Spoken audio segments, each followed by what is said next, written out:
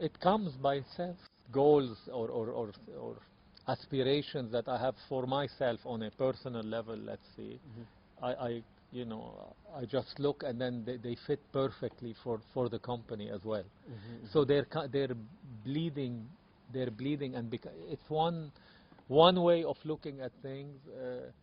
Same interests, same passions, revolving around nature, and always almost sailing, but not on the sea, just open and see where things are going. And it's very interesting how many different, you know, winds you catch, and it takes you somewhere very, very interesting, and then somewhere. So I'm very open. I've become very open and liberated. I'm not stuck by anything, and I don't know, I can't explain it, but there's a very, very close merge. Like Montenegro started as something for me, and now I see it could be a perfect place to take our clients and help them see the difference, and help them, you know, to raise their awareness and help them do the right things through seeing an example where we really didn't do much in a way. What you do a lot is not to do a lot. You know what I mean? It's what you don't do. That's what we're doing. Because we have clients that come and say, well, hey, we hired you, we paid you, you're telling us not to do anything. What is this? You know. So anyway, it's merging very closely. It is. I'm losing almost the boundaries between things, and I'm loving it because it's holistic.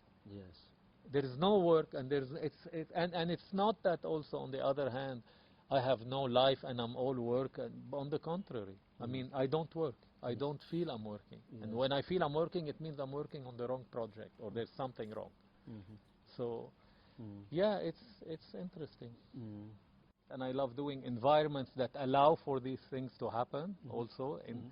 And somehow also, like, so over the 25 years, if you want, at work, you know, this position now, you realize more and more that you can apply it, and you can use it to make more of these connections, to push things more in the right way, to raise awareness as well, and to fully utilize what we have built until now for that purpose as well. You know, to put it to the best use possible, and not to. And not to look at it as a business and as a. And I'm always open, and I'm always learning. And the more connections, the more people you meet when you're open and absorbing, and connecting and seeing how the connectedness of everything and everyone, and especially when the right energies align, and how it feels when it's right. And so, I mean, yeah, when I started, it was. I mean, okay. I grew up in nature. I grew up in forests. Yeah, definitely. I mean, in Brum, I'll take you. My old house. We were in a pine forest. I used to leave the house in the morning, come back at night with my friends in the forest all day long. But then went to the U.S. and England, 16 years, studied landscape architecture. But I was obsessed in the beginning of doing beautiful gardens. You know, design, the beautiful garden, beautiful. And our school, it's very funny how things happen, because I went to a school called University of Georgia, Athens, School of Environmental Design.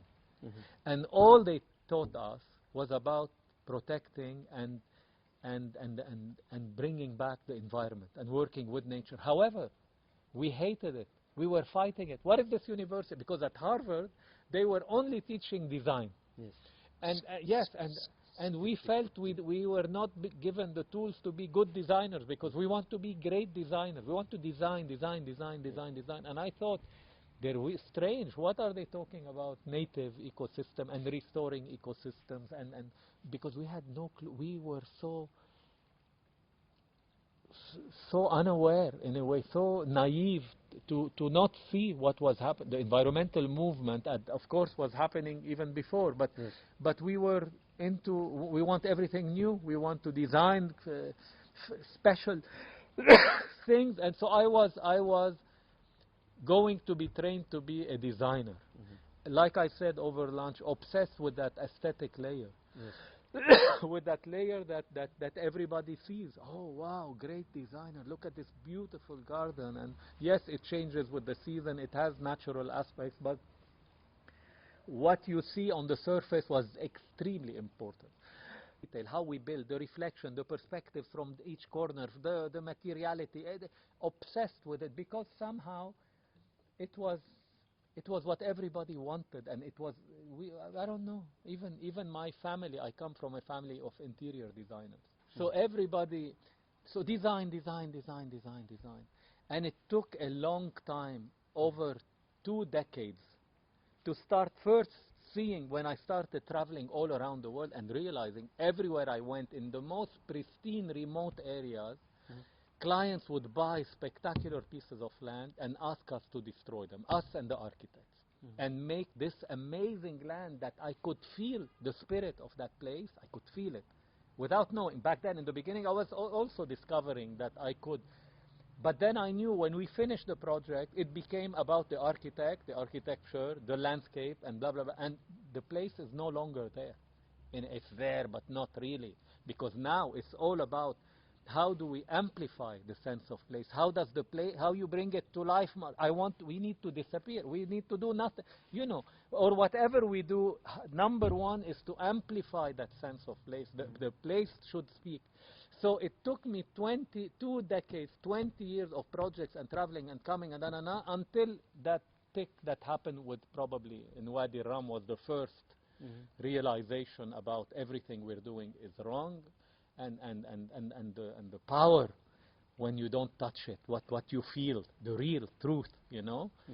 And that teaches you the need that you have to be completely, you can't be separated than nature. You have to be completely your nature. You are part of it. Yes. And we were always out of it, and we wanted to dominate, wanted to put our mark, wanted to and now we have to unlearn absolutely everything, strip back and start from scratch, listening, learning, observing, trying, and giving back these natural systems that we destroyed all around the world, trying in every project to try to bring them back in the right place, to give it back a sense of place and let it start happening again if we can. And now starting to learn about how do you do that and how do you become, and our projects used to finish. You design it, you finish it, I give it to you, here it is.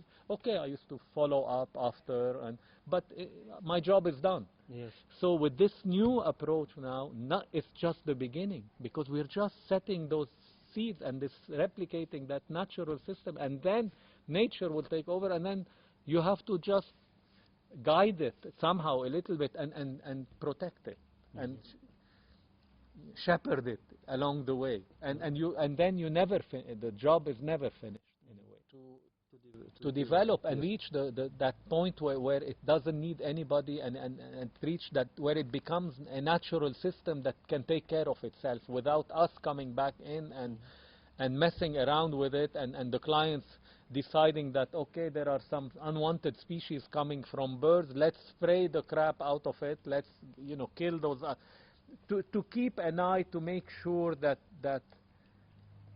we don't go back to what we're used to doing. Not everybody, and the clients and all of that. So you have to stay guiding it and stay guarding it. You have to stay guarding it. And so it started, you know, from a love of nature, and then to a love of design, using nature a little bit, you know, imposing on it, to now going back and learn. I want to learn so much more about natural systems, about all of that, the ecological aspects and all that. Funny enough, which my university was all about that. More than 35 years ago, they were so advanced in it, and we wanted different. We didn't want that. And in these projects also, it's not only us in a way. We bring on board now, you see those connections we were talking at. Yes. Now we always, in every mission, when we set, you know, that's the aspiration, we get so many people with us. Specialists in different fields, because you know there's so much to tackle in this new direction. So we bring them, but then we have to somehow orchestrate it. We have to orchestrate it to let the results stay on course and arrive to the desired direction. Otherwise, one of these guys can take it completely in one direction, and then you cannot lose also what the clients want and what the mission. So there's a lot of, so you become a conductor. We are feeling now we are more becoming like a, you have to bring all these people and get it to harmonize and achieve results together. And it's a learning for everybody.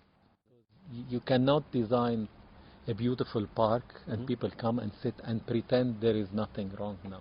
I mean, the damage we've caused for us now is so grave and dramatic that we have to address it while creating these special places, but not only for people, for all living species now equally.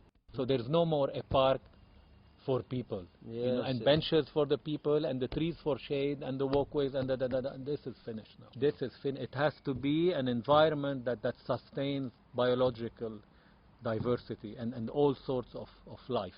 Otherwise, it has no meaning for me now. I want to be a bit categorical. With lines that work architecturally, you connect to if there are buildings, you connect, you arrive, you drop off, you do all that. But in the end, the natural environment has to shine as the main important player instead of the design and that aesthetic, you know. And I look forward, like I said, for the last part is to push much harder in this direction, and then to arrive to the point where where the clients arrive with us to this point that they want us to go there, and we go much further, you know, and not just us pushing them there, which will happen. And the client, even to get sometimes clients that already want that, and you take them there and further, because we're stretching them now. So they're coming to us, they don't want any of that. But how much and how far can you stretch them? You know. But if they come and they're already more evolved or you know, awakened somehow or conscious, then I can go further, because we always want to go much further. Further at every level, you know, so out of the program, out of the site, out of everything. So, for example, what would be an example to go much further? To have a client that has land, a lot of land, and is not so sure what to do with it. And maybe his goal is not to make a fortune, you know, to develop something that can sustain, definitely, even economically and all of that. But how can we do it when everybody benefits, when nature benefits, when the community benefits, when everybody benefits locally and globally somehow? Because every project has a lot of potential to be a seed that can be an example for the place, for other places, etc., etc., etc. So if we can do more of these examples, and you sow these seeds everywhere. Look, I can't articulate all these things in a way. I'm not. I told you I operate by feeling in a way, and I really. It's very clear to me that, you know, we're at that point. You know, you can be much other and easier places to run a business. I mean, I have 4 types. Now we might enter the 5th type to sustain our electricity, because we work on computers. We don't have electricity all the time. The people that we pay them money to generate electricity, they have this service where they give you, it's like you pay them money and they give you electricity when the government electricity cuts off. These are not reliable as well. And then we have our generator, which also sometimes, so we have to turn it on if these 2 sources go bad. The generator, the fuel prices went crazy, the pollution it gives, the sound it gives, it's poison, all of it. Now we are looking at solar and inverter technology.